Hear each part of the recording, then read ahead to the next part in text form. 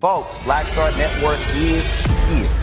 Hold no punches. I'm real revolutionary right now. Support this man, Black Media. He makes sure that our stories are told. Thank you for being the voice of Black America, Roland. Stay black. I love y'all. All momentum we have now, we have to keep this going. The video looks phenomenal. See, this difference between Black Star Network and Black-owned media and something like CNN. You can't be Black-owned media and be scared. It's time to be smart. Bring your eyeballs home. You dig?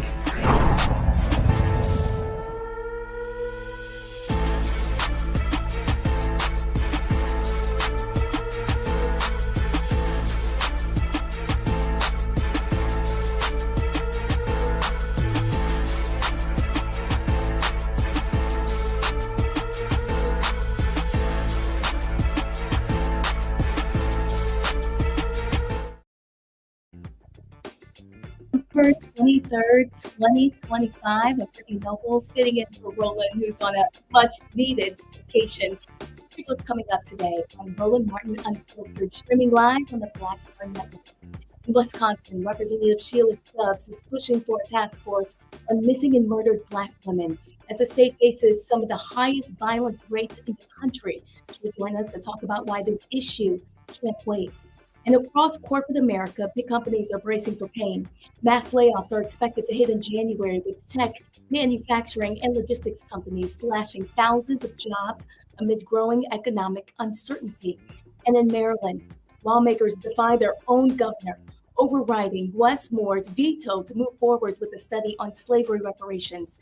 Devon Love, Director of Public Policy at Leaders of a Beautiful Struggle, will join us to break it all down. And in Washington, the Kennedy Center is now facing legal action after Donald Trump's name was added to the building. Congresswoman Joyce Beatty is suing, saying her vote was silenced, and she will join us live tonight. It's time to bring the funk on Roland Martin Unfiltered, streaming live on the Black Star Network. Let's go. He's got it. Whatever the miss, he's on it. Whatever it is, he's got the scoop, the fact, the find. And when it breaks, he's right on time, and it's rolling. Best believe he's knowing. Putting it down from sports to news to politics. With entertainment just for kicks, he's rolling. It's on go, roll, roll, y'all. It's Roland Martin, yeah. Rolling with Roland now. He's funk, he's fresh, he's real, the best, you know he's Roland Martin now.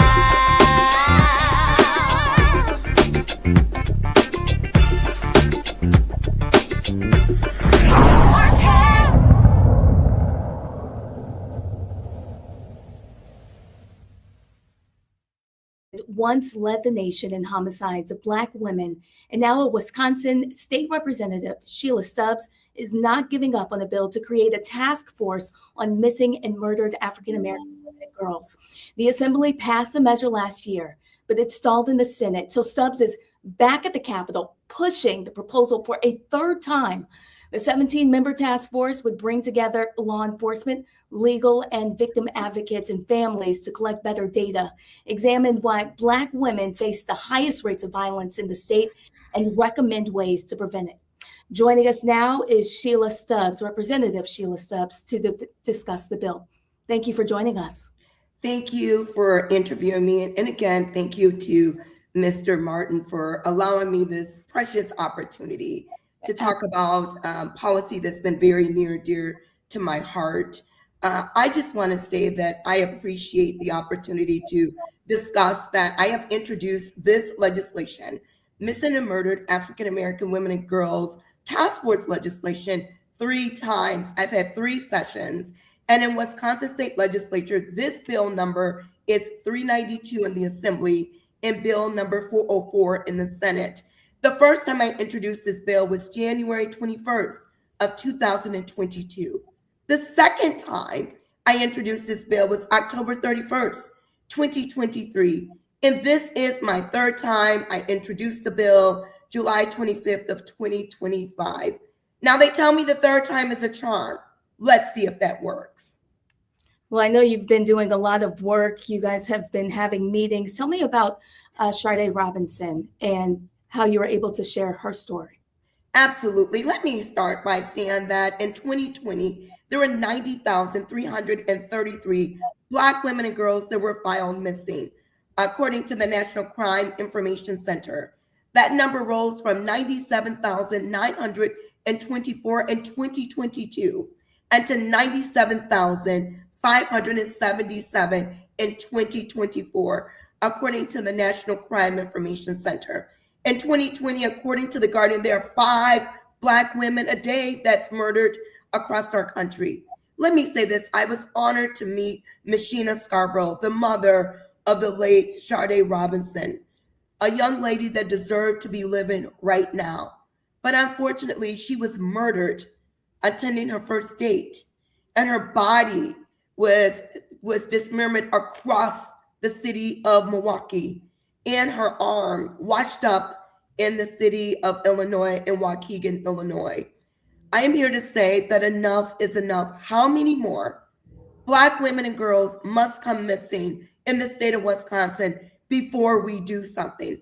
As a legislator, I cannot sit here and do absolutely nothing. I'm a representative of the community. I'm a pastor. I'm a former county board supervisor. But most importantly, it is my job, my policy. And let me tell you this, I will not stop fighting for this legislation until it is becoming law in the state of Wisconsin.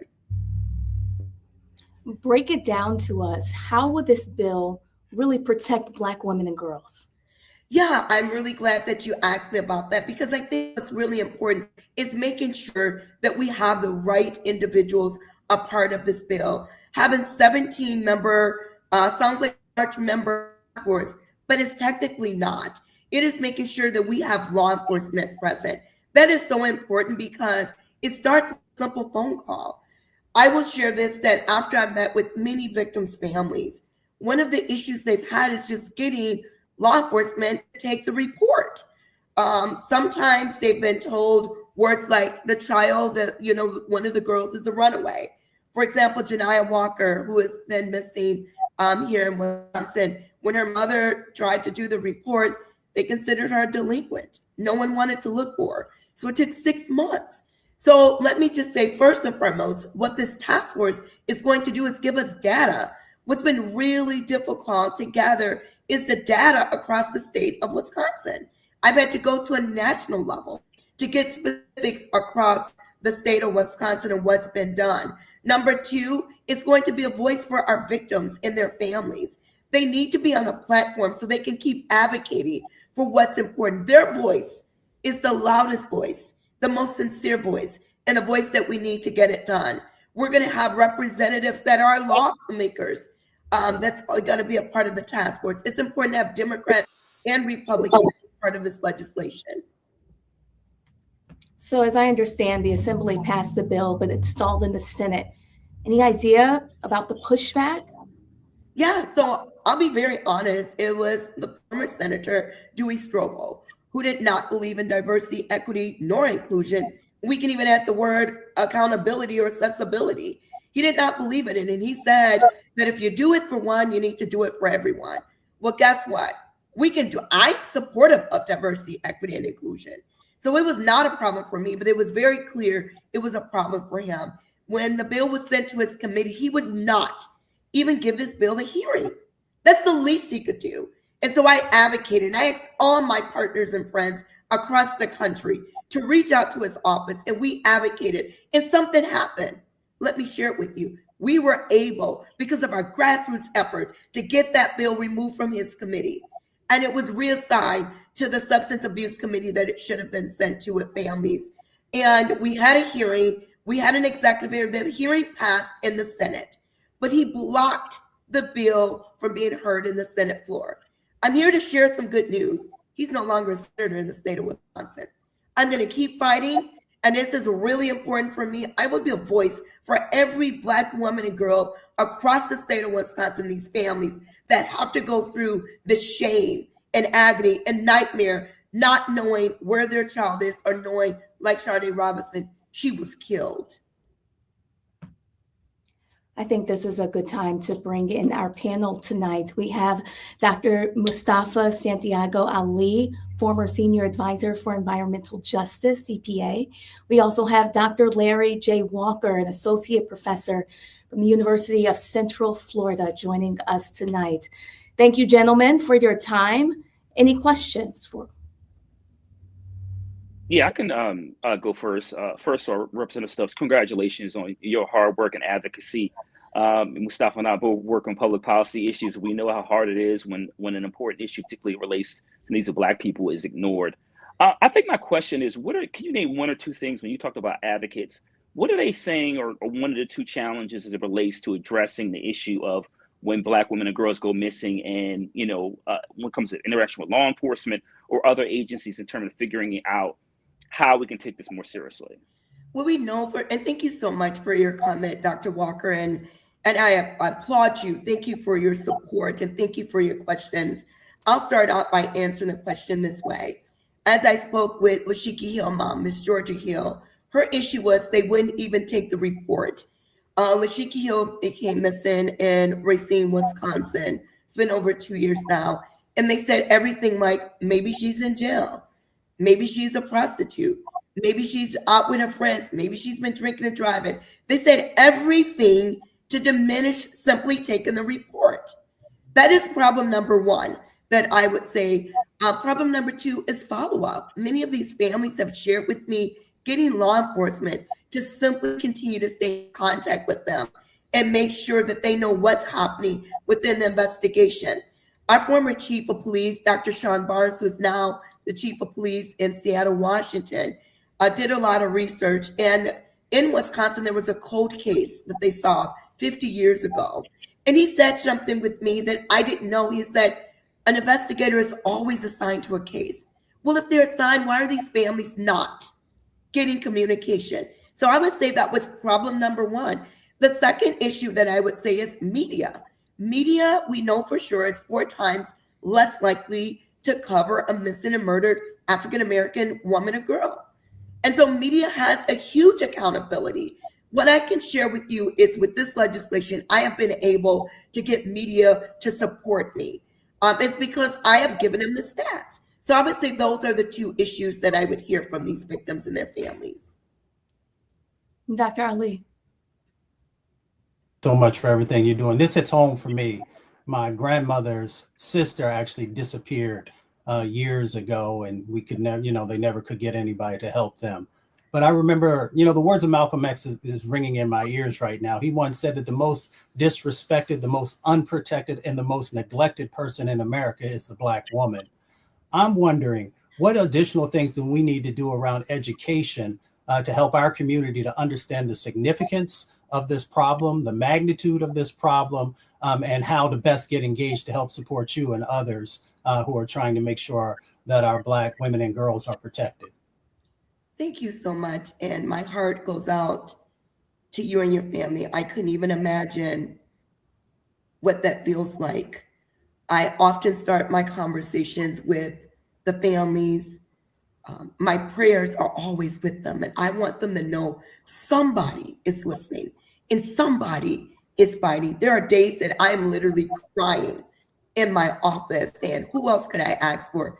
Having this platform with Mr. Martin is huge because you have an audience I haven't reached. I think number two is one of the processes that I've started is going to the churches, speaking to the sororities and the fraternities, Black organizations, getting letters of support from the NAACP. Anyone that I come in contact with on my website, I have Missing Monday. So I am always sharing data about missing and murdered African-American women and girls. This is my passion piece of legislation that I'm not going to accept no.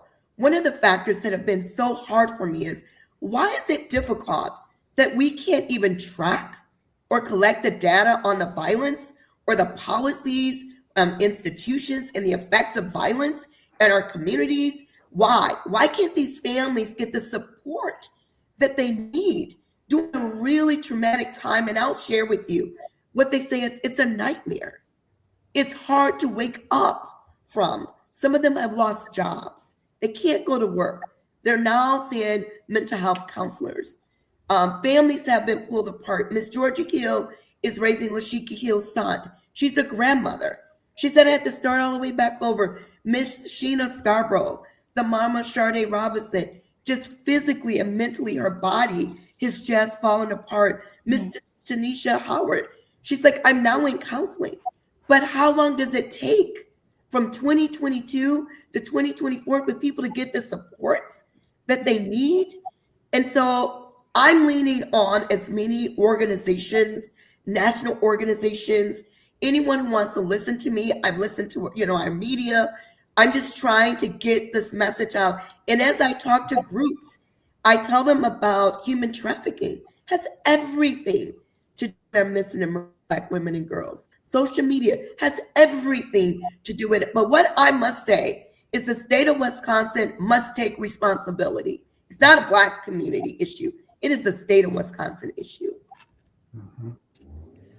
Well, Representative Sheila Stubbs from Wisconsin, we appreciate your time and all the work that you're doing to protect Black women and Black girls. You're leading the way across this country, and we just thank you for sharing their stories and the work that you do. Thank you, and I need you. I need you all to please help me get the word out. Our office will stay in contact with you, whoever you think I should talk to or whatever platforms. Giving me this opportunity is huge in the state of Wisconsin. I like to keep you updated as this bill goes through. I feel I'm a woman of prayer, and I know God has to pull this through for us. We have to. Absolutely. Please keep us updated. We would like to continue to follow up. God bless you all. Merry Christmas and Happy New Year's. Bless you and happy holidays to you as well. We have so much more coming up tonight on Roland Martin Unfiltered on the other side of this break. Stay with us.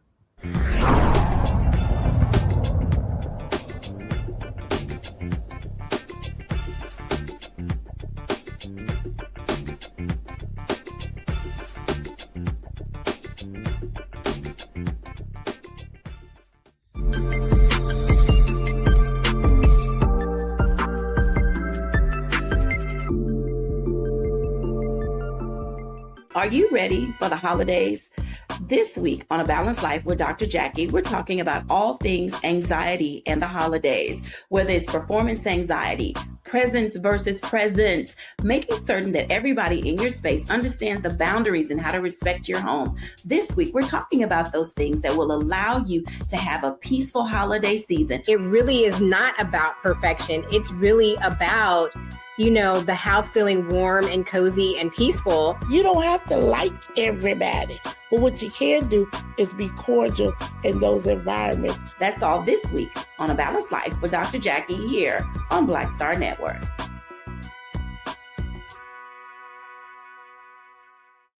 They said the quiet part out loud.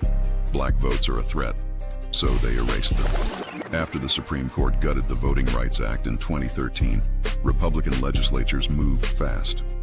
New voter ID laws, polling place shutdowns, purges of Black voters from the rolls.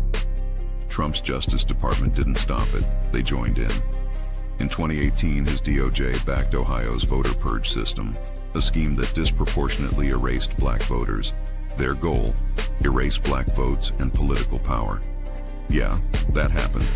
These are the kinds of stories that we cover every day on Roland Martin Unfiltered. Subscribe on YouTube and download the Black Star Network app. Support fact-based independent journalism that centers African Americans and the issues that matter to our community.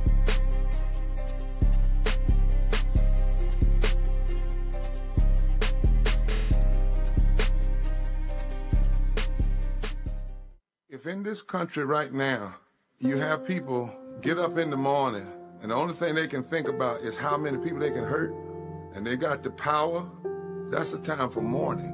For better or worse, what makes America special, it's that legal system that's supposed to protect minorities from the tyranny of the majority.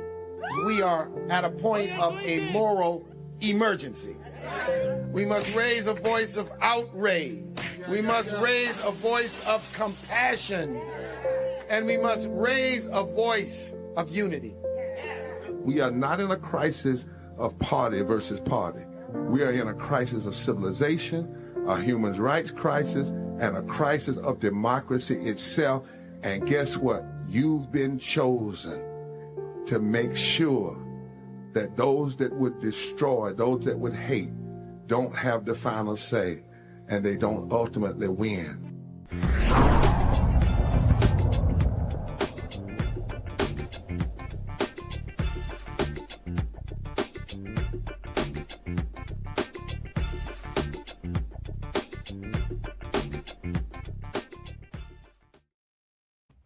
Well, the Justice Department has released yet another massive batch of files tied to Jeffrey Epstein, more than 11,000 documents and pictures connected to investigations into a sex trafficking network. The release is part of the Epstein Files Transparency Act, signed into law by Donald Trump, and it includes everything from grand jury transcripts and internal government emails to pictures of Epstein's homes, well-known figures, and even details about how authorities planned his 2019 arrest, including a fake passport that he was carrying. And now a lot of material is still heavily redacted. Some pages are completely blacked out. And while the law sets a December 19th deadline, the Justice Department says the sheer scale of the records, hundreds of thousands of pages overall, made that impossible. So the files are being released in stages. Let's bring our panel in tonight so we can discuss this. The latest release, I'm reading 29,000 pages, so many redactions here. What are your thoughts about that, Dr. Ali? It's about power and privilege. You know, when you have power and privilege, it protects folks in many instances from the law, from being held accountable. You know, it's amazing that we've had all these years to pass. We have all these women and girls that have been, you know, hurt and impacted in such a significant way, and only 2 people were ever prosecuted. So this is an opportunity to actually help for healing. It's an opportunity for healing for the victims. It's an opportunity for healing for the country, to make sure that when we're dealing with sex trafficking, when we're dealing with these types of individuals, that justice can actually become a reality. So yeah, we have a huge amount of documents, not only in this moment that folks are going through, and, you know, there's so much more that will come forward. But at the end of the day, someone has to be held accountable, or some ones have to be held accountable for what they did. Dr. Walker, who's benefiting from all of the redactions?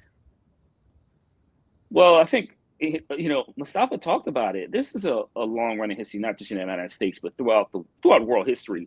Those in powerful positions who take advantage of vulnerable individuals, or find a way, 9 times out of 10, to navigate it without being hurt, impacted financially, or serving jail time. So, you know, it speaks to the challenges in the justice system, and how we just had the conversation in the last segment in terms of ensuring we're protecting victims, those who don't have power and wealth, from, you know, for being mistreated, or in some circumstances, situations, murdered.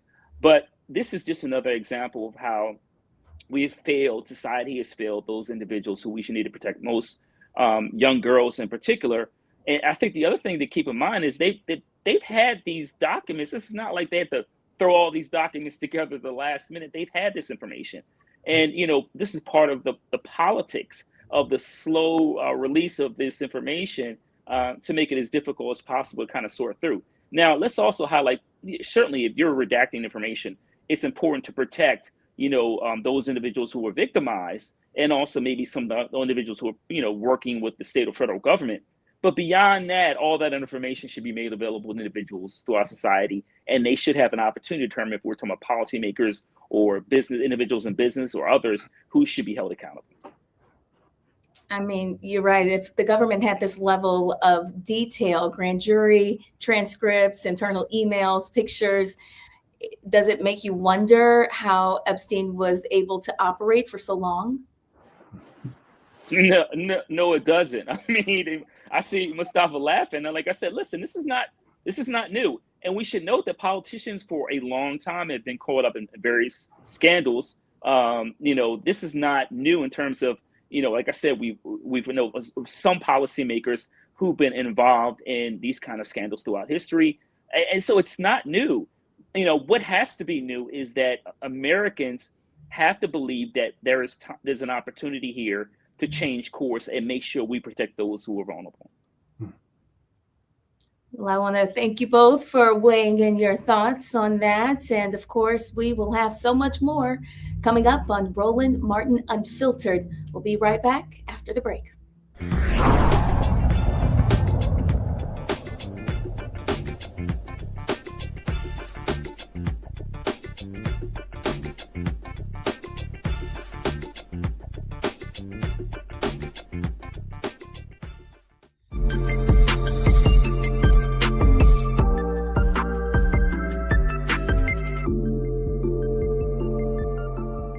Coming up on the next Black Table, a conversation with Professor Howard W. French on his new book, Born in Blackness, covering 600 years of global African history and helping us understand how the world we know today is a gift from Black people.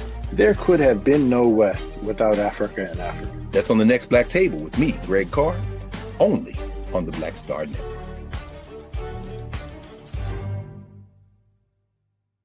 If in this country right now, you have people get up in the morning and the only thing they can think about is how many people they can hurt, and they got the power, that's the time for mourning.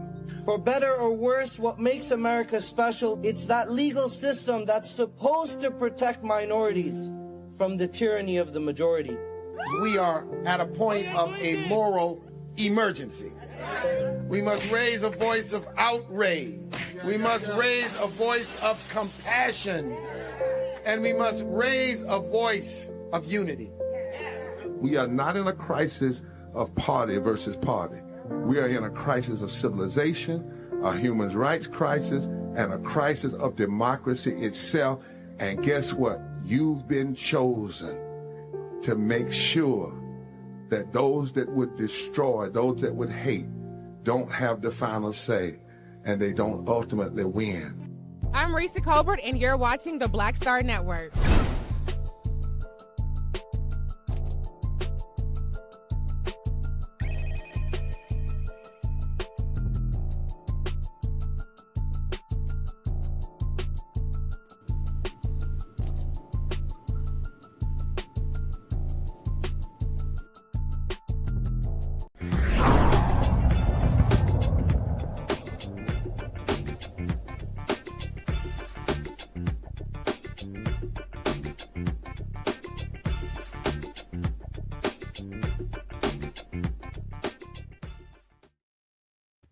Welcome back. Maryland lawmakers have just cleared the way for a new commission to study reparations for slavery, and they did it by overriding Governor Wes Moore's veto with overwhelming votes in both the House and Senate. The move creates the Maryland Reparations Committee, which will take a deep dive into who should qualify for reparations and what they could actually look like, everything from formal apologies and direct payments to property tax relief, help with home down payment, and even college tuition waivers. Governor Wes Moore, the nation's only Black governor, opposed the bill, saying Maryland has already spent years studying the legacy of slavery. His argument, it's time to move past commissions and focus on action, closing the racial wealth gap, expanding Black home ownership, and tackling the inequality in areas like food access and education. But still, lawmakers press forward. The commission is now required to deliver a preliminary report by January of 2027, with final recommendations due by November of that year. Joining us now is Devon Love, the Director of Public Policy at Leaders of Beautiful Struggle, to tell us more about this commission. Thank you so much for joining us tonight. Yeah, thanks for having me. You hear me all right? I can hear you just fine. Thank you. Tell us a little bit more about the commission. So I want to just give a little context to the legislation. There have been a bunch of proposals by a variety of organizations and Black legislators over the past several years as it relates to reparations that range from commissions to, direct compensation. And we actually presented a proposal, to the Black Caucus, to the governor in 2024, with specific policies as to what reparations would look like. And we were told then by the governor's team that given Maryland's budget crisis, that they didn't want to commit additional resources out of, 24-25's budget, just given the situation. So we then ended up working with the Legislative Black Caucus of Maryland to craft a piece of legislation. And really the commission have two primary charges. The first is to study the harm specifically done to people of African descent as a result of chattel slavery, Jim Crow, and all the other forms of racialized terror and oppression that Black people have faced. But more importantly, this commission will provide recommendations as to how to implement a reparations policy, right? Because, if we talk about something, for example, like cash payments, which from my perspective is one aspect of it, I think there are the more important aspects of what reparations looks like. But if we're using cash payments as an example, it's not as simple as like the governor or the legislature standing outside handing out bags of money, right? The question is it a tax credit? Is it an institution that's going to give out cash, right? What is the process? What is the infrastructure? And so it makes sense, given the fact that there have been a range of proposals, including ours and many of the legislators, it makes sense to bring together a commission that would have a targeted and unified focus on what it would look like to implement a reparations policy in the state of Maryland. And tell us more, break down more about the potential policies that you guys are pushing for. What would that look like? Yeah, so, and I'm going to use this opportunity to address one of the things that you mentioned in the introduction around some of the governor's commentary about why he vetoed the bill. Because I think there's often a way that people confuse economic inclusion with reparations, right? Economic inclusion are the things that he talks about in his veto letter. So more access to procurement dollars from public dollars from the state to Black businesses, or increase, resources, investment in HBCUs. That's good policy, right? But that's about economic inclusion in the existing political, economic, social order. Reparations, which emerges out of the revolutionary Pan-African nationalist and revolutionary Black nationalist tradition, it's about world building. It's about sovereignty and self-determination and investing in our capacity, right, to practice freedom. Prior to the project of European domination of the world, chattel slavery and colonialism, we as a people of African descent had our own societies where we controlled those life-preserving institutions necessary for a people to thrive. Food, waste management, communications, transportation. And so part of what we're in now is, as a community collectively, we're reliant on white folks and their institutions to meet many of our basic needs. So if we are to aspire for freedom, then reparations, again, given the tradition it emerges from, is about investing in our capacity to practice sovereignty. So what does that look like? It can look like things like investing in cooperatively owned credit unions or financial institutions, right, where the community practices governance, right, and is participating in collective wealth accumulation and development. Or it can be things like investment in community control, fiscal agent and fiscal sponsor institutions that can help build and incubate grassroots organizations that are doing important work, but many of them don't have the infrastructure to do some of the work that it takes to handle those large sums of money. Those are the examples of the kinds of things that's about building independent Black economic and financial infrastructure that is different from some of the things that the governor mentioned in his veto letter. And that's why it's important to have a commission to provide some more examples of what those kinds of policies will look like. And so once the commission delivers its recommendations, what stops the lawmakers from ignoring them? Well, one of the things about commissions can serve a variety of different roles, right? There are some times where commissions are really just an attempt to delay, right, to obfuscate, right? And as a person that's done legislative advocacy for more than 10 years, I've seen examples of that. This is a commission, though, that was born out of the fact, as I mentioned in the beginning, that there were a range of proposals that legislators have been putting forward, that organizations have been putting forward. And so the benefit of having a legislatively backed commission is that it makes, because all of these things are things that require legislation. These aren't things like the governor can do on their own, or can do on his own, right? These are things that require legislative action. And so having a legislatively backed commission to put forward some of these proposals helps to make those proposals more viable in the legislature, right? It provide, and especially given the fact that Maryland, I think it's important to note, as we talked about, and I haven't mentioned yet, the politics of the override. Maryland has the largest Black caucus in the country. And so Maryland's legislative Black caucus spearheading, right, not only just passing the legislation, right, in Maryland, but overriding the governor's veto, I think speaks even more to the viability of the recommendations that will come from this commission.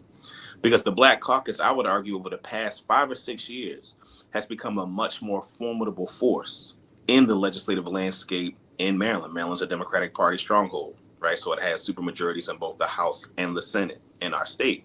And so the Black caucus having such a tremendous influence in the legislative arena adds to the fact that the combination of this commission, with the fact that these will likely be Black caucus priorities in our state legislature, I think lend itself to these measures that will be recommended by the commission being more viable legislatively.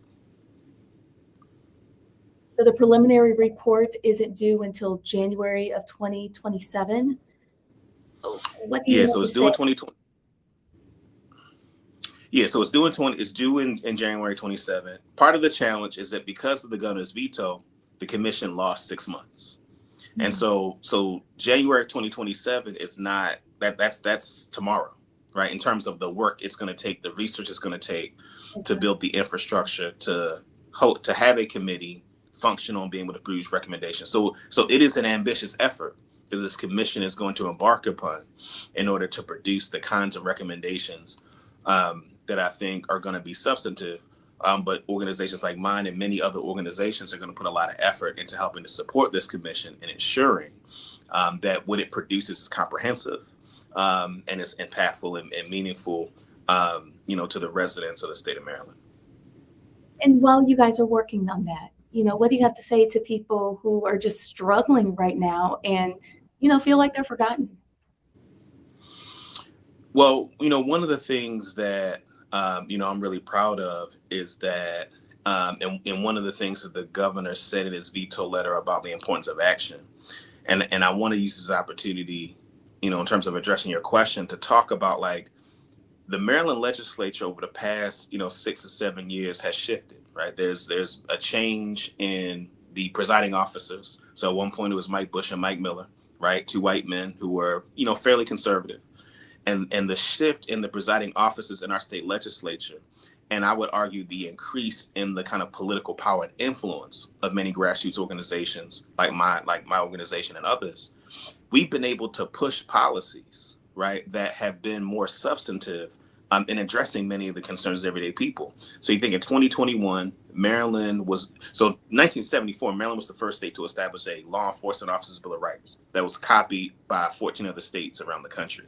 Maryland in 2021 was the first state to repeal its law enforcement officer Bill of Rights, providing more opportunity for community engagement in the disciplinary process of law enforcement, right? In 2022, passed the law, the Child Interrogation Protection Act, that requires that if a young person is interrogated by law enforcement, that a parent is notified and an attorney is consulted. That young person consults an attorney before they engage with that police officer.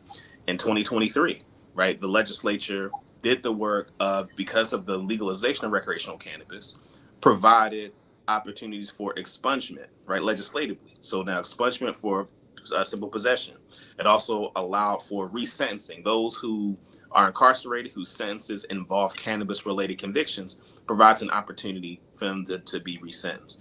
So I can go through a list of things, right? Things that, and many of the things, one of the things that was actually really important last year was the Second Look Act.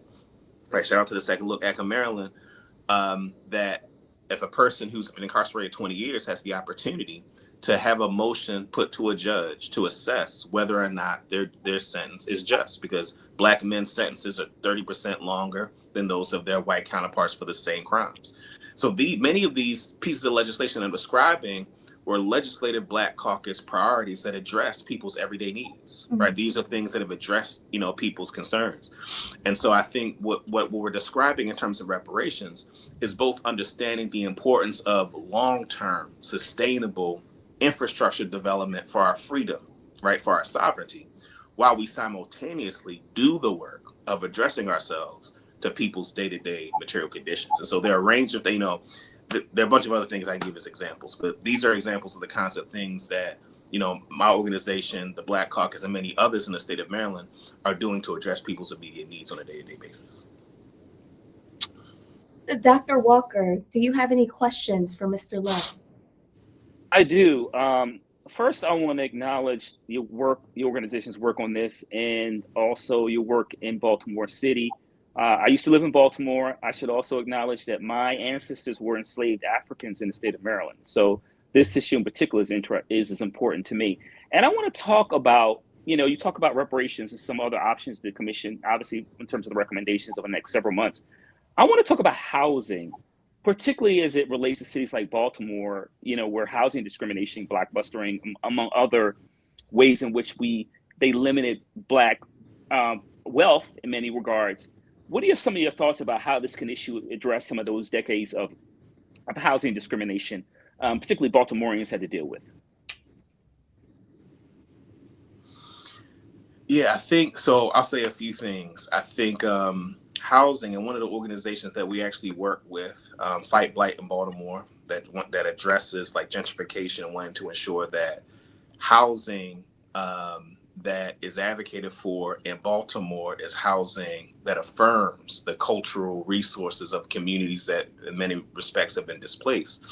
And so I think one of the things that I would imagine that this commission will look at is it'll address itself to, I think, with a tension within, I would say, some of the housing advocacy arena, where on one hand you have folks that are, and I would describe them as like the abundance folks that are emphasizing the importance of like building new housing, which I think is important. I think there's room for that and support for housing to be built in a way that ensures community wealth, and is intentional about that. But it's also about like creating more affordable housing, right, of the existing market, right, the existing inventory of housing that exists. And unfortunately, there isn't really enough enforcement, right, of policies around, affordable housing enforcement, particularly around like slumlords and landlords that are delinquent in their obligation to their tenants. And so that's a big part of why there's a huge challenge in terms of housing. So I would say that that's something that I would say the commission will address itself to. And I think with a reparations frame, I think it will create a framework where it is not just about like putting people in homes, but it's about like how can the investment in housing in our community be the kind of investment that outlives like individual people, right? So there are conversations, for instance, about things like land banks, right, or other kinds of kind of collective formations of being able to address itself to housing. So those are some of the things that I know as work is happening in Baltimore by some folks that we do work with that I think will show up in the commission's study and recommendation. And Dr. Ali, do you have any questions for Mr. Love tonight about the work he's doing in Maryland? Well, definitely, Brother Love, just congratulations to you and everyone else who's been working so diligently on reparations.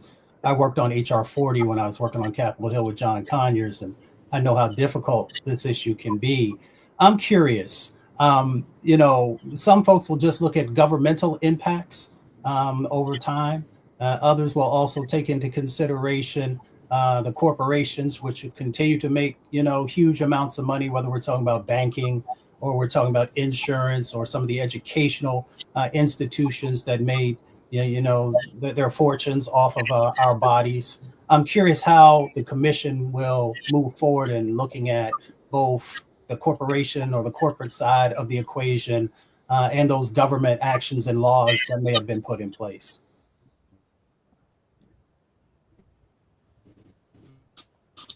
I think part of the because I speculate in terms of what the stuff too. The idea is that we've had about addressing the challenges of this. Y'all still here?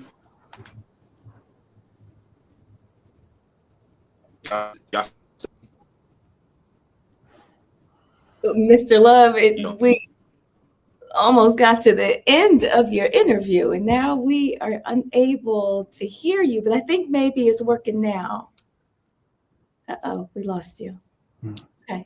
Well, he is working hard in the state of Maryland on those reparations. Again, January 2027 is when they are expected the commission to deliver those recommendations. Of course, that's something we'll stay on top of here on Roland Martin Unfiltered. We have so much more in store for you for our show tonight. We hope you'll stay with us and join us right after this break here on the Black Star Network.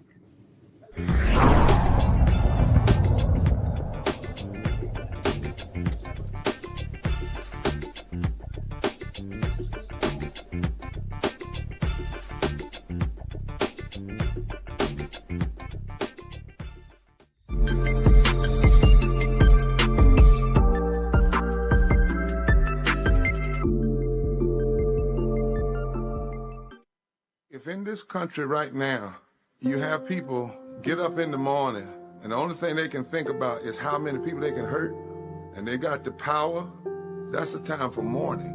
For better or worse, what makes America special, it's that legal system that's supposed to protect minorities from the tyranny of the majority.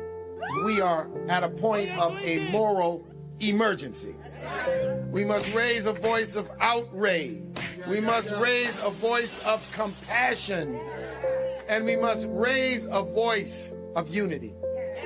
We are not in a crisis of party versus party. We are in a crisis of civilization, a human rights crisis, and a crisis of democracy itself.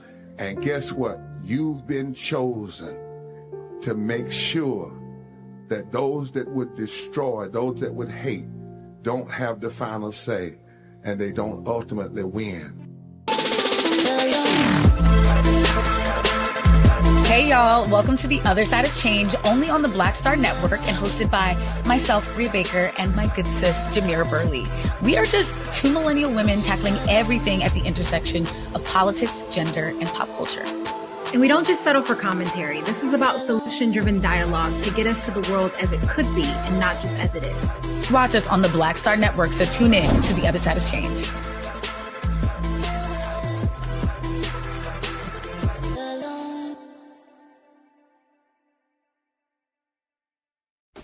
Hey, what's up, everybody? It's Godfrey, the funniest dude on the planet.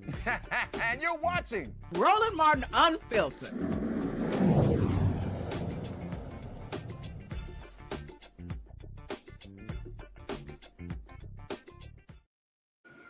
Well, big companies across tech, manufacturing, transportation, and logistics are bracing for a new wave of mass layoffs, with many of those cuts expected to hit in January of 2026.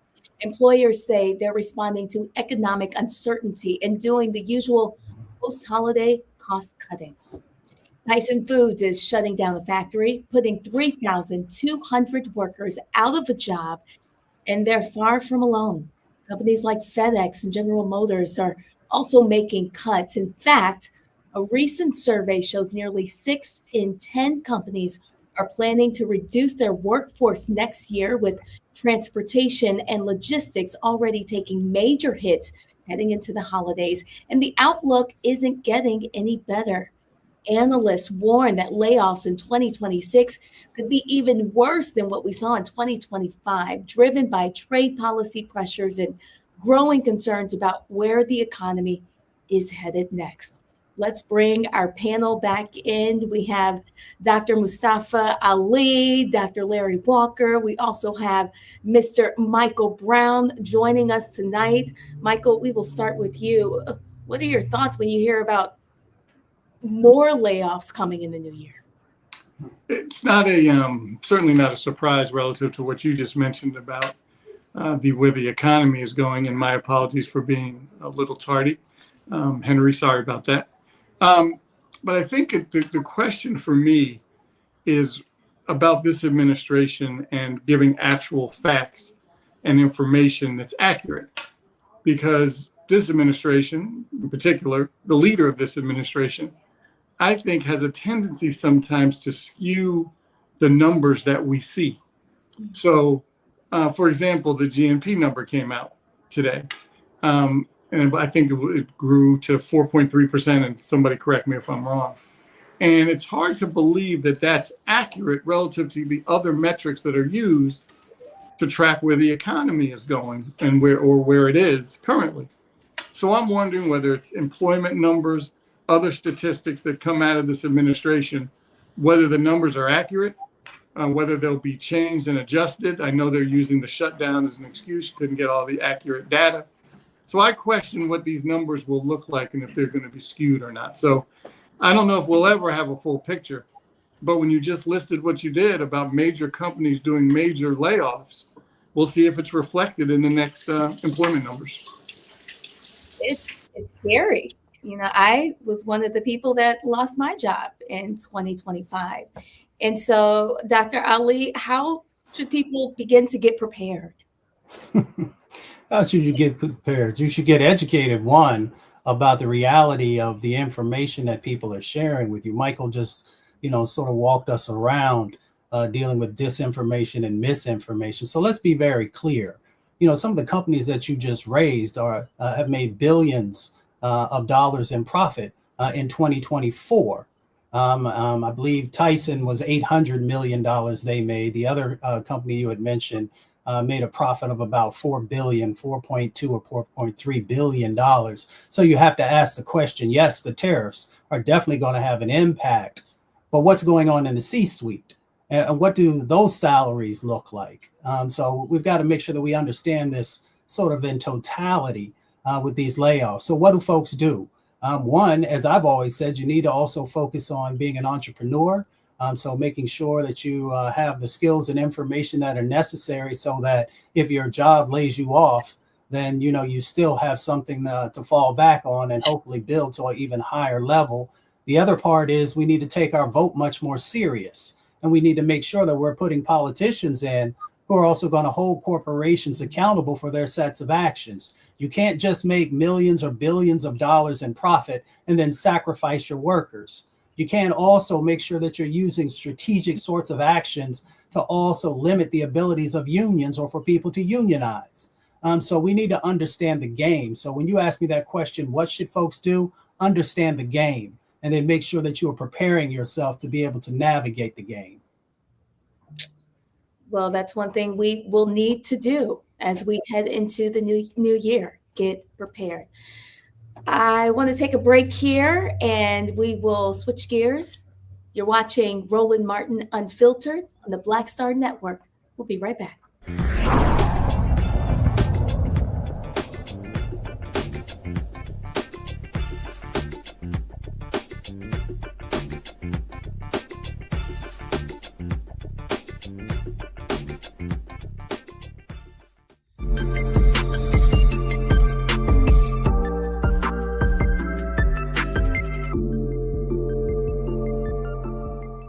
If in this country right now, you have people get up in the morning and the only thing they can think about is how many people they can hurt, and they got the power, that's the time for mourning.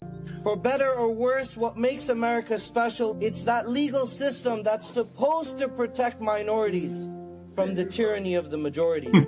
We are at a point of a moral emergency.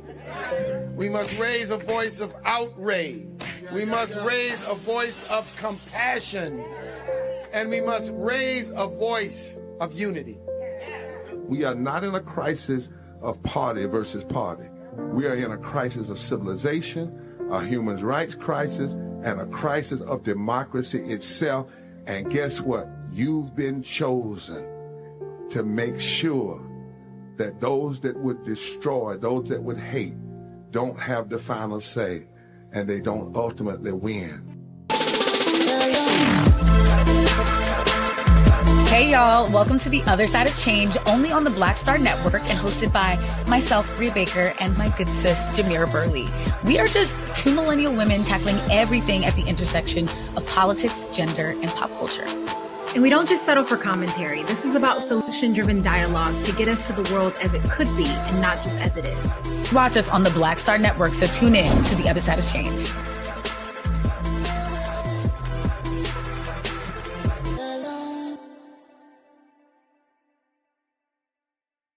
Are you ready for the holidays?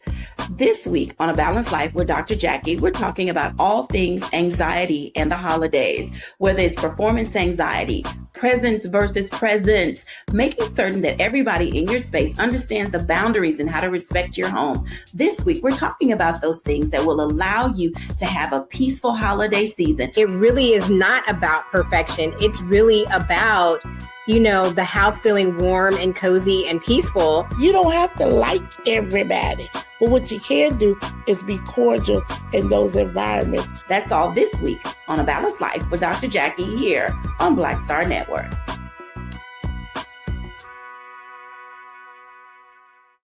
Melanie Campbell, National Coalition on Black Civic Participation and Black Women's Roundtable. And we are watching Roland Martin Unfiltered all day, every day, 24/7. Spread the word.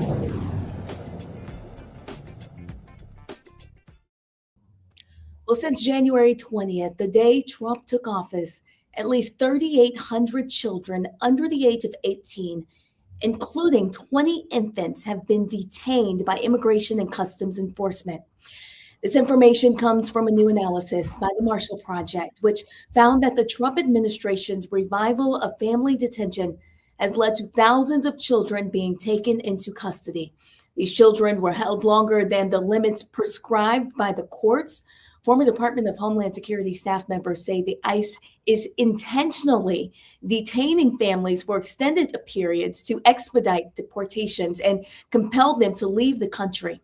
Shannon Heffernan, a staff writer at the Marshall Project, joins us live to talk about what they are finding out. Good evening. Thanks for joining us. Thank you so much for having me. Tell us a little bit more about what you found out about the children that are in these conditions. So these are children, we focus particularly on children who are in ICE detention. These are children who are being detained along with their families. So this is a little separate from what you might have heard about children who are being separated from their families and detained in facilities that are only holding children. The conditions we found from court records were very troubling. You had people who were not getting the proper medical care. For example, one child who had an ear infection that because it did not get proper treatment was beginning to have hearing loss. We heard stories of people not being able to get bottled water to mix with formula for a baby to keep that baby safe. We heard stories of mold and worms contaminating the food. But I think perhaps the most troubling thing was just the psychological effect on these children. Children who are kept in prison-like conditions for long stretches of time. That's not going to be good for their mental well-being. And this is a delicate point in a person's life where mental health trauma can have a really huge effect. I think I read that some of the children had been playing with rocks and some of the children had been wetting themselves, just effects of what they've been experiencing, correct? Correct. So you mentioned the playing with rocks. One of the complaints that the families made in these legal filings that we read was that there weren't enough toys. There was not access to educational activities. One mother said that when they were in one of the facilities, she noticed that there was a glass window that if you steamed it up, you could sort of draw a picture with your finger like we all did on like car windows when we were kids. And the guard yelled at her and told her not to do that. So even these like creative ways to try to find stimulation for the children were not allowed. One parent reported their child was having such mental health troubles that they were hitting themselves, as you mentioned. Parent reported that the child had been potty trained, began wetting themselves, just because of the distress of these circumstances. Now, these children are lucky enough not to be separated from their parents, but they're still in these prison-like conditions that can be very troubling for a young person. As I understand, the courts have said it's excessive to hold the children longer than 20 days, but why is that happening regularly? So there's a 20-day benchmark. It's not always exactly that moment in time, but that the ICE is supposed to try to not keep children in custody any longer than that. In fact, it's supposed to release them as soon as possible because you're not really supposed to detain children if you can help it. But we noticed in the data that we found that 1,300 children we found have been held past that 20-day benchmark. And you asked, why is it happening? Well, what we've heard from the experts that we spoke to is they think that the administration is holding these families for long periods of time for two reasons. The first is it's very difficult for families to fight their legal deportation cases when they're in custody. Access to the law library is slim. Being able to get in touch with a lawyer and have the finances to be able to pay that lawyer is difficult. So by keeping families in custody for those longer stretches of time, it's going to make it easier to deport them. It's going to make it easier to get through those legal proceedings. The other thing is they're perhaps hoping, the experts we spoke to said that the administration is perhaps hoping to not have to deal with the legal arguments at all, because if families are in these conditions, they might do what's called voluntary departure. They are so upset or disturbed by the conditions that they're in that they say, hey, we'll leave voluntarily because we are so troubled by these conditions. That's even if that family might have a valid legal case to say, like an asylum case, for example. Family detention was discontinued.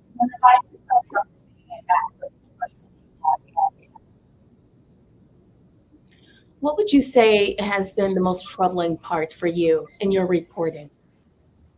Well, I think one thing that really struck me, and I say this as a parent of a young child, was there were reports from some parents saying that they were being threatened with separation from their children as a way to discipline them for behavior in the detention center, as well as a way to sort of compel them to leave voluntarily or maybe not fight their deportations as hard as they could. And I think anybody who's been a parent or just loved a child in their life and cared about a child in their life knows what it's like to be separated from that child that you care for, and to have that happen to you forcefully is something that that I think is troubling and deserves our attention. What do you think people should be watching for next? Well, I mean, we know that detention has been ramping up across the country. So one thing I'll be watching in the new year is if Trump continues that pace of putting people in custody, and if that includes families and young people, that's something I'll definitely be keeping an eye on in the new year. We know that there have been these blitzes in various cities, like Chicago, my hometown, where they've been quickly arresting people and sending some of them into detention. So I'll be looking to see how all that plays out in the new year, if they can keep up that pace, because it does take a lot of resources. They have a huge amount of funding from Congress with the new funding bill. So we'll see if they put that into action quickly. What you're describing is just absolutely heartbreaking for people that are watching at home. Any suggestions on what, if anything, they can do to help? Yeah, so as a journalist, I usually don't get too prescriptive about what actions people should take, but I think that, I would say that if this is something you care about, your lawmakers have power, and that's who you should talk to about your opinions on these issues. Let's bring in our panel. We have Dr. Larry Walker. Do you have any questions tonight? Yeah, I do. First, I want to acknowledge that your reporting on this has been excellent. I know it takes a long time to put this information together, a lot of interviews, et cetera. So kudos for putting this story together. I really want to talk about, in terms of, we talk a lot about how our former governments had a skill supposed to balance out. And I know that, judges in some cases are trying to do their best to hold the administration accountable, but they are not certainly, don't seem that stressed about responding to these timelines. You talked about the 20 days or these other, horrible conditions. And I'm wondering, as a reporter, and what are your thoughts about what 2026 is going to look like in terms of these conditions? Yeah, I think that's an excellent question, Dr. Walker, and very insightful. Thank you for that question. I think the courts themselves, you can put too much faith in the courts, and despite what I just said about lawmakers, you can put too much faith in lawmakers. What needs to happen if people want changes, there has to be movement just beyond those levers of power. In terms of what things look like in 2026, I mean, we know that there's a huge amount of funding set aside for detention and deportations and arrest. And I expect they're going to do their best to spend that money and continue what they're doing as fast as they can, unless political pressures don't allow that to be the case anymore. Dr. Ali. Yeah, well, thank you for everything you're doing. You know, I worked a whole bunch of both man-made and natural disasters over the years, and I saw firsthand how children can be impacted and the long-term impacts if they don't get the support and help they need. I'm just curious, is there anything that can be done to help to push to make sure that they're getting that, you know, the help that they need to deal with the trauma that they're going through? Yeah, that's an excellent question. I think that there's been some really strong grassroots movements we've seen of people trying to support children whose families are caught up in the deportation system. For example, here in Chicago, there's groups that have been trying to get toys for Christmas and fund legal services for these families. But in terms of the conditions themselves, I mean, what we always say in journalism is, you know, when you shine a spotlight into things, it makes it much harder for them to continue with atrocities. So I think people paying attention, asking their lawmakers or others that might have power to actually get into these facilities to observe them and get information outside those facilities is always something that I think can help push against the abuses. Michael Brown. I too want to echo my fellow panelists on your good work and keep it up. When you were doing some of these interviews or conducting some of these interviews, did anyone talk about more kind of in the weeds about how do you deal with an administration that doesn't care about lawlessness? They don't care about that the laws are on the books because they're playing obviously the long game relative to just keeping things moving, because obviously you have to go to federal district court first. Then if you lose, you go to the appellate court, then potentially the 3-judge panel in that particular district. And then maybe if the Supreme Court takes it, you get it to the Supreme Court, which obviously can take months, if not years. In the meantime, young children, young people and families are being split up and frankly tortured and being treated without any kind of humanity.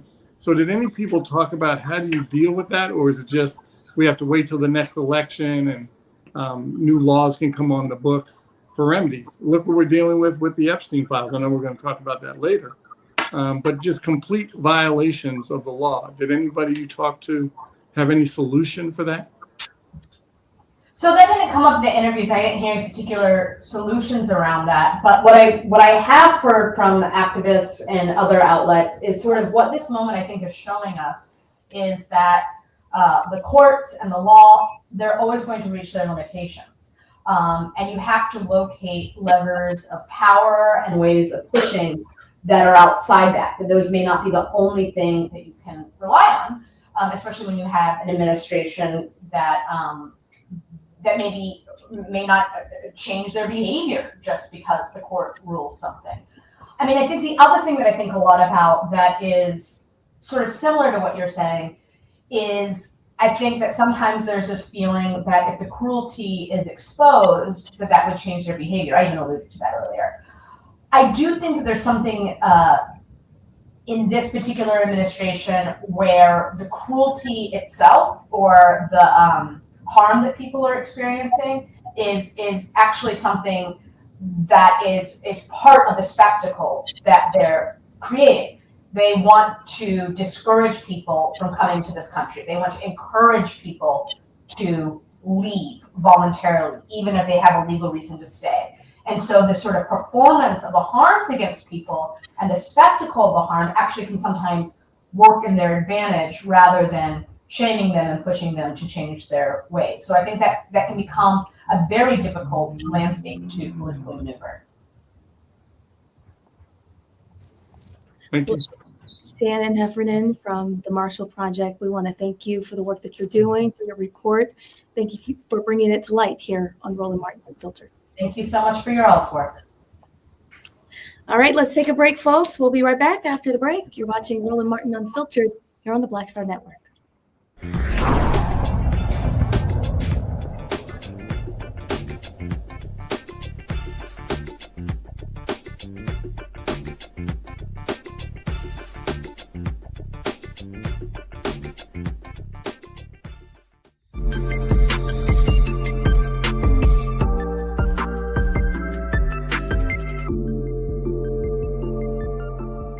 They said the quiet part out loud. Black votes are a threat, so they erased them. After the Supreme Court gutted the Voting Rights Act in 2013, Republican legislatures moved fast. New voter ID laws, polling place shutdowns, purges of black voters from the rolls. Trump's Justice Department didn't stop it, they joined in. In 2018, his DOJ backed Ohio's voter purge system, a scheme that disproportionately erased black voters. Their goal, erase black votes and political power. Yeah, that happened. These are the kinds of stories that we cover every day on Roland Martin Unfiltered. Subscribe on YouTube and download the Black Star Network app. Support fact-based independent journalism that centers African Americans and the issues that matter to our community.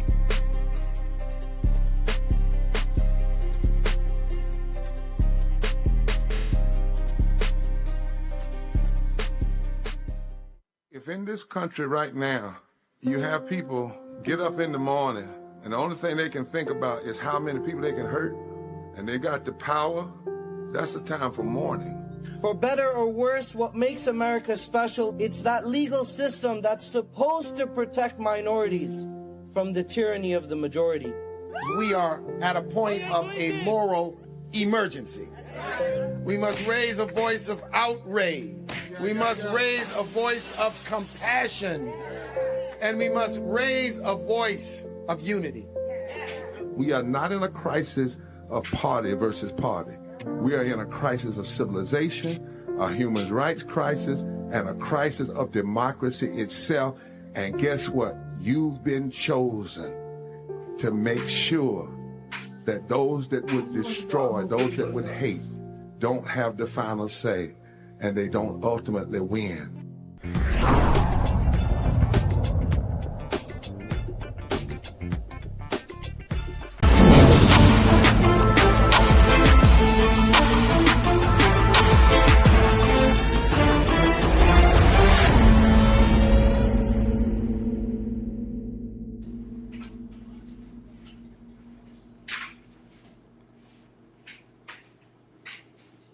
Nationwide campaign to void the asylum claims of thousands of immigrants with active cases in immigration court by arguing that they can be deported to countries that are not their own.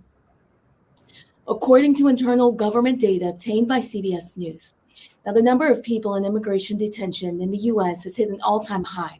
According to data published by Immigration and Customs Enforcement, the data released every 2 weeks show that as of December 14, 2025, ICE held more than 68,400 people. This many people in immigration detention is a new record, breaking the previous high set at the beginning of the administration has arrested more than 328,000 people and deported nearly 327,000. The effort appears to have intensified in recent weeks, targeting asylum seekers with pending cases in immigration courts in Atlanta, New York, Miami, Los Angeles, San Francisco, Texas, and elsewhere all across the United States. Multiple immigration lawyers and certified legal representatives told that to CBS News. Well, immigration courts are not part of the judicial branch. Instead, they are administrative entities run by the Justice Department, which employs and oversees the judges that adjudicate the cases of people facing deportation. Lawyers from Immigration and Customs Enforcement represent the government in the proceedings. The administration's new tactics involve ICE attorneys asking the immigration judges to toss out asylum claims without hearing them on merits. In these requests, ICE argues that the asylum seekers fearing prosecution in their home countries can instead be deported to one of several nations that the Trump administration has persuaded to accept deportees who are not their citizens.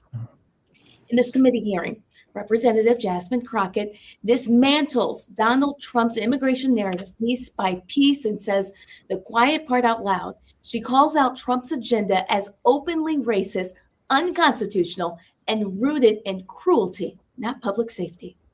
Crockett exposes how immigrants are being scapegoated while the real problems remain untouched: unaffordable housing, rising grocery prices, stagnant wages, outsourced jobs, and a healthcare system that Republicans refuse to fix. She points to the largest and most inhumane deportation program in modern American history and asks the obvious question: if immigrants are the problem, why is everything still broken? Bring in the pan. President Trump has made it clear that he only opposes lawful immigration when non-white people immigrate to the United States. His immigration agenda isn't about public safety or economic stability or jobs. It's about racism. It was racist during his first administration. It's racist now. And like his first administration, he's hired a bunch of racists to carry it out. In fact, I'm gonna pause here really quickly. I know we're talking about TPS, but I don't know if anyone else has mentioned the fact that ICE agents were literally dragging a pregnant woman just this week in a viral video. So don't tell me that this isn't about cruelty, because it is. Moving on. The president is now on record admitting to calling majority Black and brown nations, quote, shithole countries. He consistently refers to Black and brown people as, quote, low IQ, stupid, or nasty. His agenda is about one thing: giving racial preference to specific people seeking to immigrate to America, which is illegal and unconstitutional. But nevertheless, they are going to keep trying to get y'all to believe that immigrants are the cause of all your problems. But here's the truth.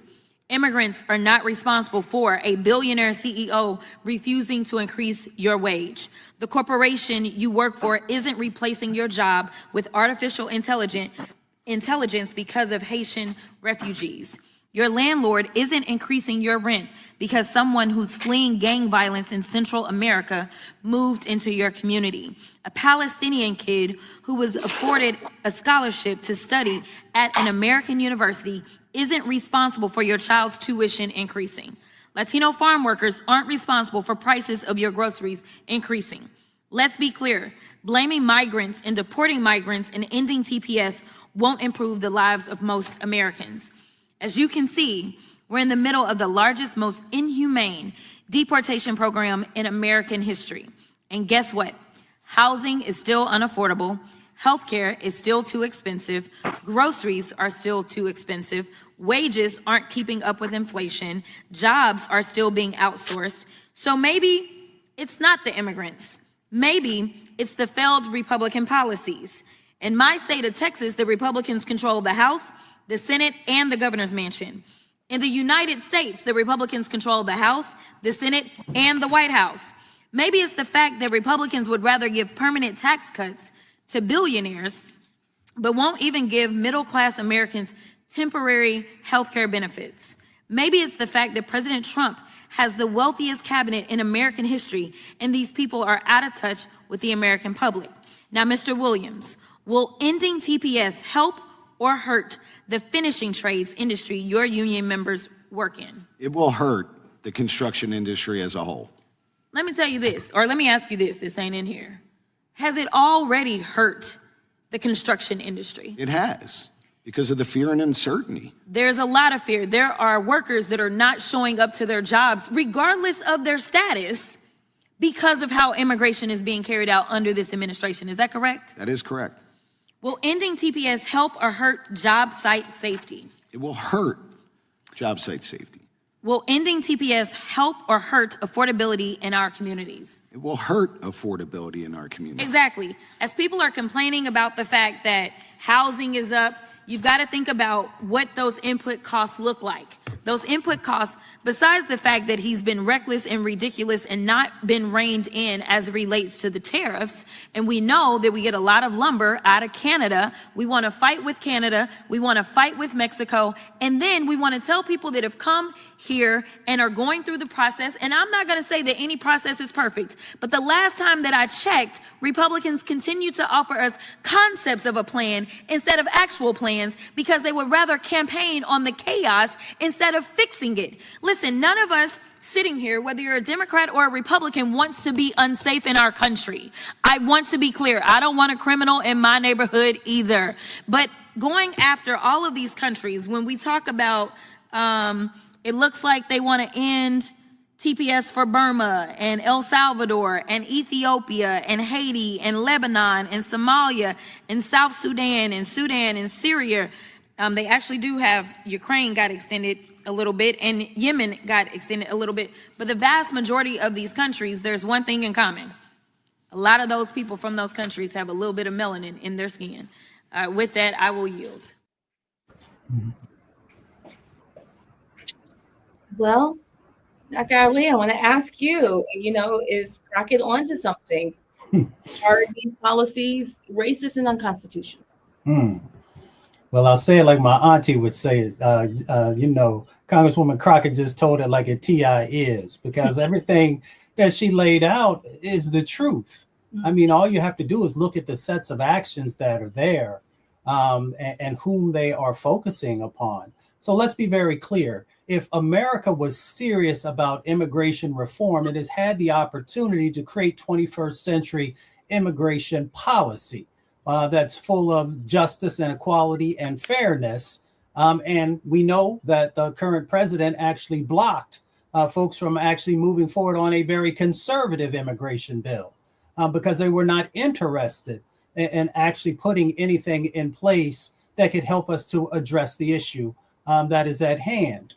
So, if you vote for evil, you are going to get evil policy. You are going to get evil actions. And ultimately, you are going to begin to just completely break down every sensibility that exists inside of a country. So, yes, we can talk about it in the nuts and bolts of policy and law, but we also have to bring spirituality into this conversation because these sets of actions are inhuman. And that's just the reality of what we're seeing play out. Dr. Walker, what's your response? Yeah, I think one of the things to keep in mind is as we, move to 2026, that these policies, a lot of these individuals are work, have jobs. And we just, obviously highlighted here this construction in particular, but they work in all kinds of industries. And if those individuals are showing up for work, their kids aren't showing up for school, it negatively impacts the United States and the U.S. economy. We talked about, Mr. Brown talked about that we're not getting the correct statistics that we really should be. And I agree. And I think as we continue to debate this issue over, immigration, and there are millions of Americans that voted for this. And we need to have a question about morality. Because for those who supported these policies and the things we've highlighted just on the show tonight or on a number of other shows on during this hour when we talk to Roland and other guests, is that we see a trend that will continue to 2026. And quite frankly, some of the plans that the administration has or will continue to implement are diabolical. And they're the kind of things that, the UN historically would say these are human rights violations in terms of how we're incarcerating people and how we're terrifying, people are terrified living in their own communities and refuse to show up for work or school. And so it's a moral quandary for this country that we're going to have to figure out now because of a purported democracy in which we're supposed to be, we're losing it quickly. Mr. Brown. Well, as usual, Congresswoman Crockett lays it out so everyone can understand, and she's exactly right. As we talk about, as the good doctor just mentioned, elections have consequences, and for folks that got bamboozled by this con man, they have another chance, another bite at the apple in less than a year, and can basically say, you know what? I know they'll never acknowledge, and a lot of us have friends that voted for 47 and tried to make up excuses of why. And now, of course, they all regret it, but they don't want to say it because they don't want to, obviously, any of us to say, we told you so. But nonetheless, they have another chance for more humane or at least legitimate debate in the halls of Congress about what is the best path for immigration. Clearly, this is not it. Because when white supremacy is at the center of what your policies are all about, it's not going to change. They don't care about what a court says. They don't care about, frankly, what we say on this show or other pundits say. on other shows.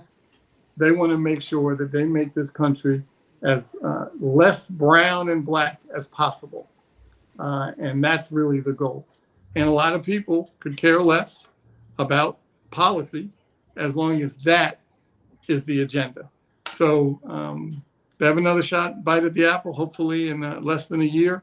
Hakeem Jeffries will have the gavel, and it won't stop these terrible and mean, inhumane policies, but it certainly can put some hurdles and some speed bumps in that path. And frankly, if we get even luckier and the Senate, which is now in play, very difficult, but if even the Senate flips, I mean, then obviously then the agenda does stop.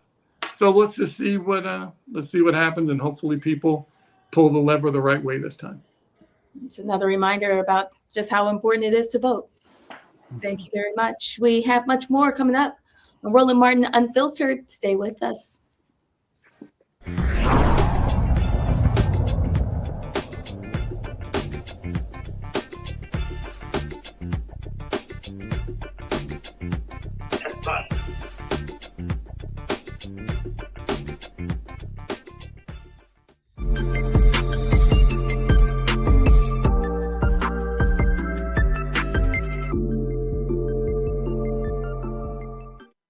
If in this country right now, you have people get up in the morning and the only thing they can think about is how many people they can hurt, and they got the power, that's the time for mourning. For better or worse, what makes America special, it's that legal system that's supposed to protect minorities from the tyranny of the majority. We are at a point of a moral emergency. We must raise a voice of outrage. We must raise a voice of compassion. And we must raise a voice of unity. We are not in a crisis of party versus party. We are in a crisis of civilization, a human rights crisis, and a crisis of democracy itself. And guess what? You've been chosen to make sure that those that would destroy, those that would hate, don't have the final say, and they don't ultimately win. Hey y'all, welcome to The Other Side of Change, only on the Black Star Network and hosted by myself, Rhea Baker, and my good sis, Jamira Burley. We are just two millennial women tackling everything at the intersection of politics, gender, and pop culture. And we don't just settle for commentary. This is about solution-driven dialogue to get us to the world as it could be and not just as it is. Watch us on the Black Star Network, so tune in to The Other Side of Change.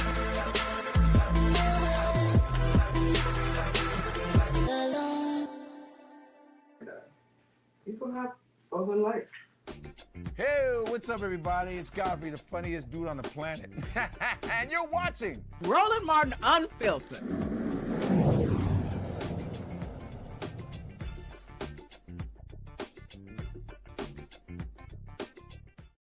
Welcome back. Representative Joyce Beatty of Ohio. Okay, it's me. Against Donald Trump and the Kennedy Center board, aiming to remove his name from the iconic venue now controversially referred to as the Trump Kennedy Center. The board, chaired by Trump and stacked with his appointees, moved quickly. Just days after voting unanimously last week to add Trump to the building's facade, the new name was already installed. Beatty says she was muted during that call, effectively blocking her from voicing her opposition. So in her lawsuit, she calls the move a flagrant violation of federal law. She joins us now. Congresswoman Joyce Beatty, thank you so much for joining us here on Roland Martin Unfiltered. And thank you for having me today. Yes, tell me more about your lawsuit. Can you break it down for me? Yes, well, I filed the lawsuit naming Donald Trump and those board members who also are enabling him to do this. And it is simply, they cannot change the name. As most of us know, and I would imagine that they should know, it was changed to the John F. Kennedy Performing Arts Center in 1964, shortly after his death in 1963. It was then and still is the only memorial for him, living memorial for him. And it is very clear in the congressional statute that the board cannot do what they've done.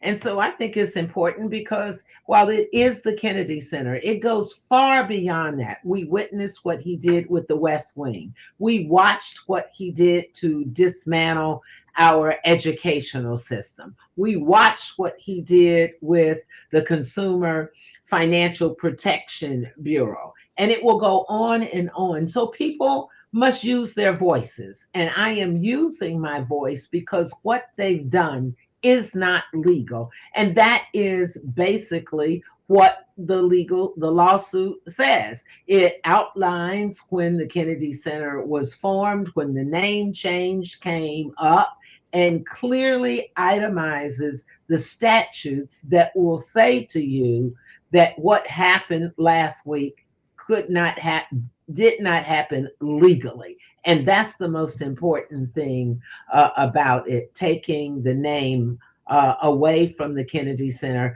Whether you are adding a name over top of it, it is still a name change. And here's the thing. This was done, in my opinion, far before the board even met, because how did you get all those letters made within a day to the size and have everything ready to go?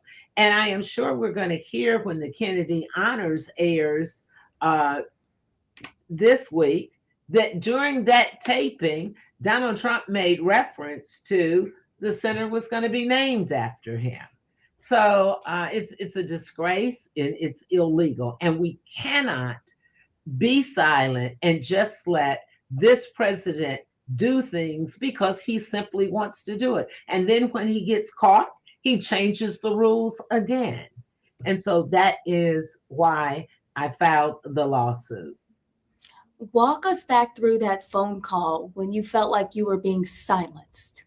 Well, we're sitting in the board meeting by Zoom, and you had an option. When we did get notice of the meeting, it told us that it was going to be at the home of the Winds or virtual. It did not give us the address at that time, so I didn't know where I would be going. So we checked that we would be on virtually as other members and other board members did. And so the whole meeting was, in my opinion, was less than professional. There were all kinds of complications that they were having with trying to get the president on to speak in the beginning. And they went through the agenda, and the whole agenda was about how awful everything was with the Kennedy Center and how Donald Trump had come in with his cronies and fixed everything and made it better. I want to remind people that he was also the president 4 years ago and appointed his board members. So if it was so bad, why was none of this mentioned or done at that time? So we go through all of the items on the board, and then at the end, it was said that, oh, we have some good news. We're going to change the name of the John F. Kennedy Center to Trump Center. Later, they clarified it, I guess, because now it says the Donald Trump Center. And as I tried to unmute myself, because my button went to mute, you could hear and others could hear me saying, Congresswoman Joyce Beatty, I have a concern. My microphone immediately was muted. So every time I would hit the unmute, it would go back to muted. And then I actually received a message on screen saying that my microphone would not be unmuted. So I tried again to do that. I actually pushed my video picture because it had also been muted. And then there was a note that went up on the screen that said that none of the participants on Zoom's microphone would be unmuted. And they kept saying it is a unanimous vote. So I didn't get to voice my opinion. I didn't get to vote, but it's not just about that. It's about what they did was illegal. And we know this president has a history of not paying attention to the rule of law, not having respect for congressional statutes. You know, it sounds like they literally just silenced you. How do you still have the wherewithal to keep fighting? Well, I think that's what we have to do. I think what they want to do is to silence people. And if we stand still and if we don't speak up and exercise our rights, we will then be enabling this president, this administration to just blatantly do what they think they can do. And that is not my nature. You know, as John Lewis would always tell us, if you see something, say something, get in good trouble. So this is good trouble because I want everyone to know that Kennedy Center today, we saw what happened at the White House with the East Wing. We saw what happened with the Rose Garden. We've seen what's happened to employees who were told to go home and not be paid. We've seen all the lawsuits because this administration thinks that they can do any and everything they want to do. So we're going to show them we filed the lawsuit and we'll go from here. And Congresswoman, what can folks at home do to support you? Well, let me just say thank you. My phone is just overloaded with calls. People not only here in my district or in the city of Bexley in Ohio, people from New York, people from the South, and many people, there are hundreds of people who were appointed during the Clinton administration to the Presidential Advisory Committee for the Performing Arts. They are reaching out to me saying, we want to galvanize our voices because it's personal for them. And think about all the performers that have performed there and how they feel when they are hearing that part of this renaming is because it was shameful for many of those individuals who had received the Kennedy honors. And so I want to say thank you for all the calls, the text messages, the emails, other people telling me about things they had tried to do when they served in Congress and you could not rename a memorial. And they are thinking that this could be akin to this, because what's next? The Lincoln Monument? What's next?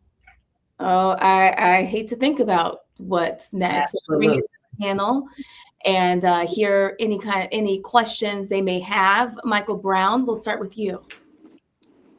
Congresswoman, how are you? And happy holidays. Good to see you again. Same here, Michael. In your fight, I know that clearly if there's some different leadership here in our country, that things will change back to normal, hopefully. Are any of the board members that you were trying to speak with, are any of them quietly talking to you, like I know some Republican members of Congress do, talk to you off the record? Are any of those board members doing? Well, because we are on break right now, I have not been able to visit with or call them, but I have talked to former member Joe Kennedy, and obviously he has made public statements. The family is very upset about this. We did have a statement from Speaker Johnson, something saying that he would look into the naming. Hakeem Jeffries, Leader Jeffries, was very clear in his statement that this was not something that was legal. And I am sure there are others who are quietly having conversations about it because it's about what the law tells us we cannot do, and they have done that. Dr. Walker. Yes, Congresswoman, we appreciate your advocacy, not only on this issue, but a number of the issues you've been fighting for throughout your career. So thank you for that, first of all. Secondly, you mentioned Speaker Johnson, and, you know, I'm a former Hill staffer, and it amazes me the way in which the speaker has ignored or is not familiar with or has to follow up on issues that are become national issues like this. And can you speak to what it says about leadership, whether that lack thereof, as it relates to the statutory responsibility of Congress to hold the executive branch responsible for various issues? Sure. First of all, I think that the leadership is very limited, and we've all seen that and witnessed that on floor actions, protocols, decorums. But I think the most difficult thing probably is, while Speaker Johnson is Speaker Johnson by name, it is Donald Trump and his cronies who are calling the shots. It's very clear. We will be on the floor. The speaker brings to the floor the bills that he wants to be voted on. And I'm not talking about once or twice. Repeatedly, bills will come to the floor. Democrats will prevail. Republicans will vote for us. And then actually right there on the floor, they will get into a debate and browbeating and making people change their vote. So there's very little control. And we saw that from the very beginning. The number of days we had to sit there before Republicans could even elect a speaker. And so this is what you get when you get someone that's elected by default. Dr. Ali. Well, Congresswoman, it's good to see you, and thank you for everything that you continue to do. I've been blessed that I've been on stage at the Kennedy Center before, but there's a lot of our folks across the country who might not understand the beauty and grandeur that's there. Could you talk a little bit about why, that you support the Kennedy Center and the importance of it? Yes, and thank you for bringing that up, because you're right. I can even remember as a participant, not on stage like you and so many other performers, and just being in that cultural center, and a center where we've had people who look like us have been able to perform or to receive the Kennedy honors. And so I thought about, this is a blessing for us. And if we don't stand up for this and fight back, then it's going to happen in other arenas. It's going to happen with our universities. And we're seeing all of this now. We're seeing this administration pull funding from medical institutions if they put on their stage or in their arena someone well qualified, but who just happens to look like me or you. And so I think it's important because it's provided so many opportunities. It's been a springboard to other things, and one of the greatest honors to be there and have that medal put on you. And then to come back the next year and watch one of your colleagues as you're sitting with the President of the United States in the Kennedy Center, the relatively new Reach Center, which has been an amazing venue that was built in the last 4 years that allows young folks, young artists to be able to come and have state-of-the-art equipment to perform in. And that's what I'm fighting for. It's for the future. And it is also the Kennedy family and how the building was named, that I don't think we can just be silent on this. Well, Congresswoman, we thank you for not being silent. We thank you for standing up and speaking out and for telling us about the work that you are doing here on Roland Martin Unfiltered. Thank you for your time. No, thank you. And happy holidays to everyone. Happy holidays to you as well. All right, so let's take a break for now. Let's go to a commercial break, and we'll be back right here on Roland Martin Unfiltered.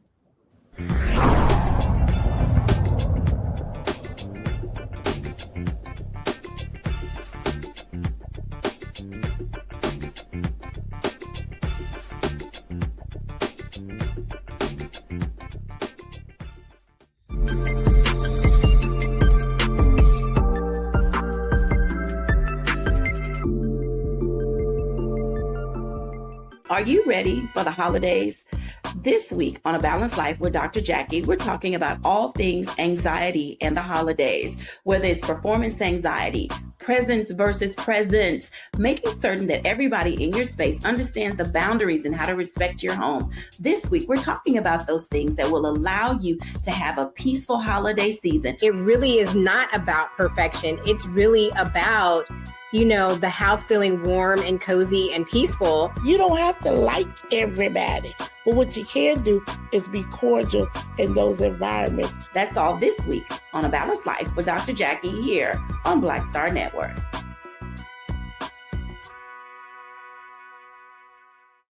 They said the quiet part out loud. Black votes are a threat, so they erased them. After the Supreme Court gutted the Voting Rights Act in 2013, Republican legislatures moved fast. New voter ID laws, polling place shutdowns, purges of black voters from the rolls.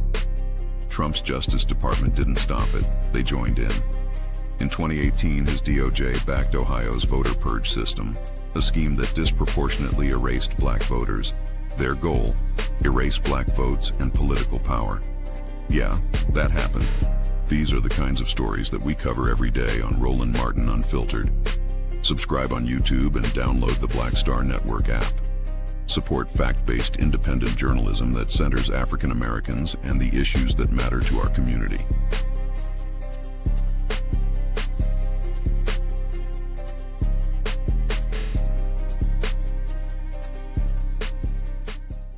If in this country right now, you have people get up in the morning and the only thing they can think about is how many people they can hurt, and they got the power, that's the time for mourning. For better or worse, what makes America special, it's that legal system that's supposed to protect minorities from the tyranny of the majority. We are at a point of a moral emergency. We must raise a voice of outrage. We must raise a voice of compassion. And we must raise a voice of unity. We are not in a crisis of party versus party. We are in a crisis of civilization, a human rights crisis, and a crisis of democracy itself. And guess what? You've been chosen to make sure that those that would destroy, those that would hate, don't have the final say, and they don't ultimately win.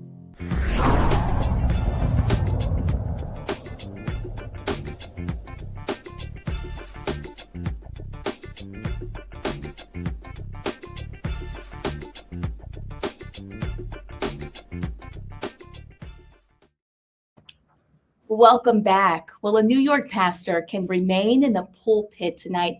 The New York Supreme Court found no fraud or wrongdoing and upheld his election as the 21st senior pastor of the Abyssinian Baptist Church. In October, a lawsuit filed by 4 current and former church members, C. Vernon Mason Sr., Kevin McBruder, Jasmine McFarlane White, and Clarence Ball III, claimed that Johnson's election did not comply with the church's bylaws.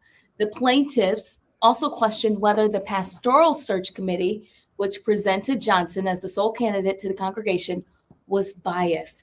Let's bring in the panel tonight so that we can talk a little bit about this case out of New York. Let's start with you. Well, Michael Brown's not here. Oh, he is here. Michael Brown, what does this say? I was doing a little digging about this case, and it was actually a female preacher that brought this lawsuit up as being overlooked. And my apologies if my dog is barking in the background. It's interesting. Churches, I'm a member of 19th Street Baptist Church here in Washington, D.C., and, all churches have their own kind of rules and bylaws in the way they do things. So it'll be interesting, or has been interesting, to follow kind of what's going on in the kind of battle inside the church walls. Very rarely do folks get to see that, because obviously church leadership, the deacon boards, and how they fundraise is, not necessarily, it is public knowledge relative to their 501c3 status. However, a lot of things happen kind of behind closed doors, and folks don't need to see how the sausage is made. So it's interesting how this has occurred, and it'll be interesting to see if the parishioners in the church comes back together after the lawsuit and conclude. I don't know if they're going to be appeals and it'll continue, but obviously sorry to see this happen, in particular in a Black church. But that's kind of, that's how differences get resolved in court. That's the system that we have. And hopefully at the end of this, people will come back and pray together and hug and move on. You know, it's a historic church that we're talking about the oldest Black Baptist church in New York. What precedent does this set for other churches, Dr. Walker?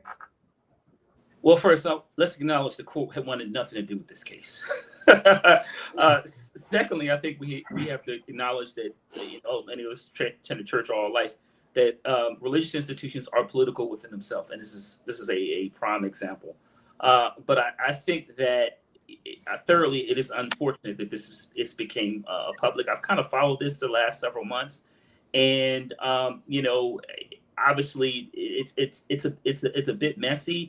But, this is some of the things that, often happen in religious institutions, but it doesn't become public, particularly when it comes to an historic Black institution.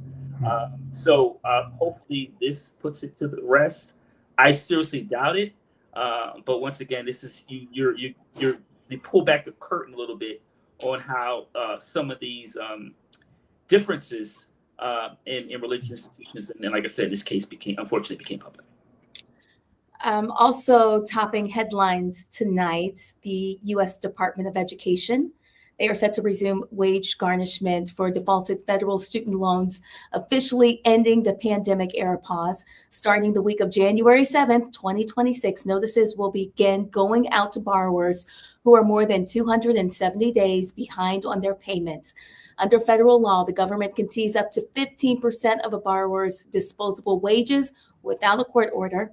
In total, this could impact about 5.3 million borrowers already in default, along with another 4 million who are delinquent. Borrowers will have a 30-day window to act before garnishment kicks in. During that time, they can try to negotiate a repayment plan, request a hearing, or enroll in relief options like the Fresh Start program. Otherwise, collections could hit not just paychecks, but also tax refunds and federal benefits. And Dr. Ali, what are your thoughts about that? Well, let me start with the fact that, undergraduate education in our country, the wealthiest nation on the planet, should be free. So we wouldn't have to worry about students going through this type of a situation. The other part of it is, as Michael said earlier, elections have consequences. And there are some folks, who voted for these types of sets of actions, not everyone of them. This is another reason why folks need to vote. The last administration was very focused on getting rid of debt through a number of various programs, or helping to condense the debt down so that it was manageable by folks. So we just need to be very, very mindful of how this impacts, especially in a time when jobs are shrinking and disappearing. We've got over 350,000 Black women who have lost jobs, along with a whole bunch of other folks that this could impact. This will have impacts also on folks being able to purchase a home or do a number of other things. So there are these ripple effects that will come out of this set of actions.